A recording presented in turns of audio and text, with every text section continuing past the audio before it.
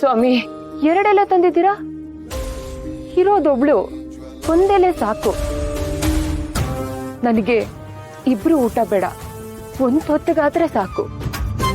ತಾಯಿ, ನಾನು ಊಟ ಮಾಡಿಲ್ಲ ಅಂದ್ರೆ ಇವಳು ಊಟ ಮಾಡಲ್ಲ. ಇಬ್ರು ಊಟ ನಿನಗೆ 2 ಹೊತ್ತಿಗಾದ್ರೂ ಆಗುತ್ತೆ. ತೆಗೆದುಕೋ ತಾಯಿ.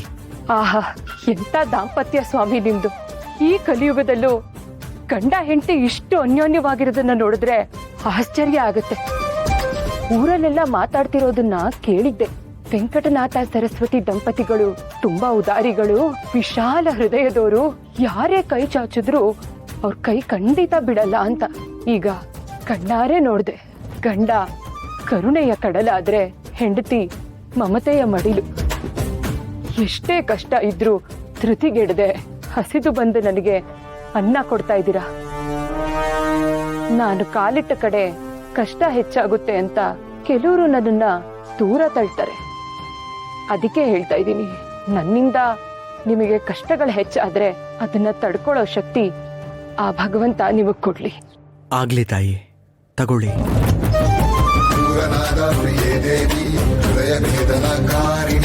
ಜ್ಯೇಷ್ಠ ಲಕ್ಷ್ಮೀ ವಿನಾಶಿನಿ ಚಿತ್ತಾಂತರ್ಗತ ಸ್ಥಿರಾಭವ.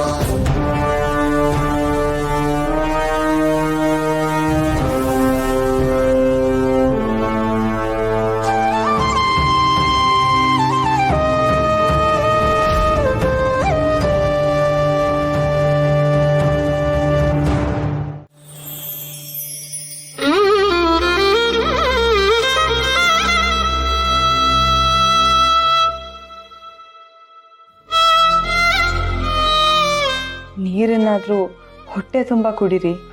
ಬೇಡ ಸರಸ್ವತಿ, ನನಗ್ ಸಾಕಾಯ್ತು. ನಿನ್ನನ್ನ ನೀರು ಕುಡಿಯೋ ಪರಿಸ್ಥಿತಿಗೆ ತಂದೆ ನಾನು ಪಾಪಿ.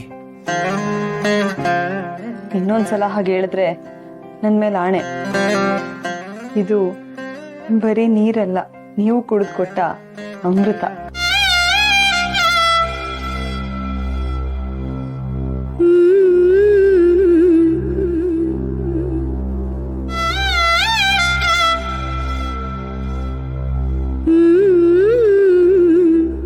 ಆಚಾರ್ಯರೇ,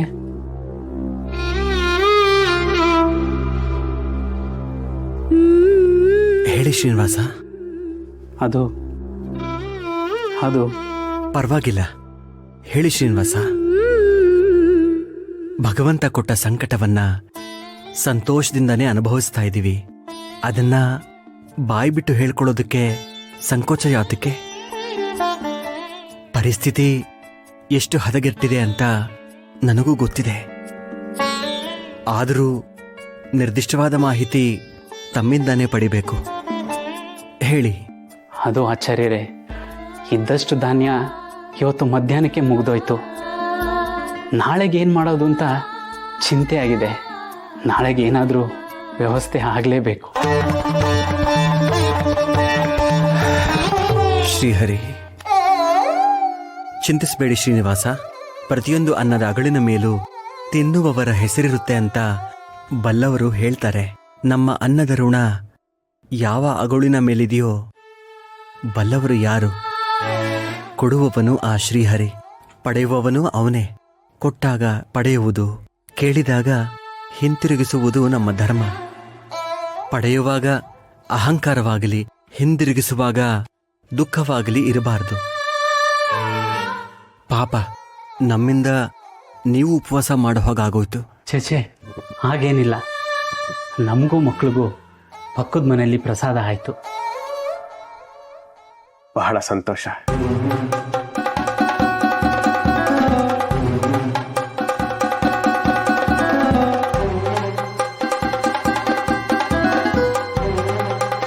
ಶ್ರೀಹರಿ,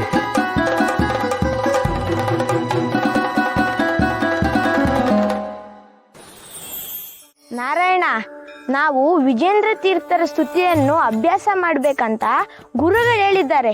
ನೀನು ಅಮ್ಮನ ಹತ್ರ ಹೋಗಿ ಆಟ ಆಡ್ಕೋ. ನನ್ಗೂನು ಹೇಳ್ಕೊಡು ಗುರು ಅಣ್ಣ, ನಾನು ಕಲಿತೀನಿ. ನೀನಿನ್ನ ಚಿಕ್ಕವನು ನಾರಾಯಣ, ನಿನಗೆ ಶ್ಲೋಕ ಕಲಿಯೋದು ಕಷ್ಟ. ಹಾಗೇನಿಲ್ಲ ಅಣ್ಣ, ನನ್ಗೆ ಅಮ್ಮ ಶ್ಲೋಕ ಹೇಳ್ಕೊಡ್ತಾ ಇರ್ತಾರೆ. ನನಗೆ ತುಂಬಾ ಶ್ಲೋಕಗಳು ಬರುತ್ತೆ. ಹೌದಾ? ಹಾಗಿದ್ರೆ ಒಂದು ಶ್ಲೋಕ ಹೇಳು ನೋಡೋಣ. ಗುರು ಬ್ರಹ್ಮ ಗುರು ವಿಷ್ಣು ಗುರುದೇವೋ ಮಹೇಶ್ವರ ಗುರು ಸಾಕ್ಷಾತ್ ಪರಬ್ರಹ್ಮ ತಸ್ಮೈ ಶ್ರೀ ಗುರವೇ ನಮಃ. ಓಹೋ, ಎಷ್ಟು ಶುದ್ಧವಾಗಿ ಹೇಳ್ತೆ ನಾರಾಯಣ. ನೀನು ತುಂಬಾ ಬುದ್ಧಿವಂತ. ನಿನಗೆ ನಾನು ವಿಜೇಂದ್ರ ತೀರ್ಥರ ಸ್ತುತಿಯನ್ನು ಹೇಳ್ಕೊಡ್ತೀನಿ.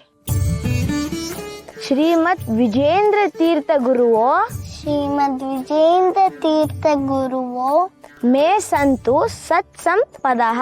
ಮೇ ಸಂತು ಸತ್ಸಂಪದಃ.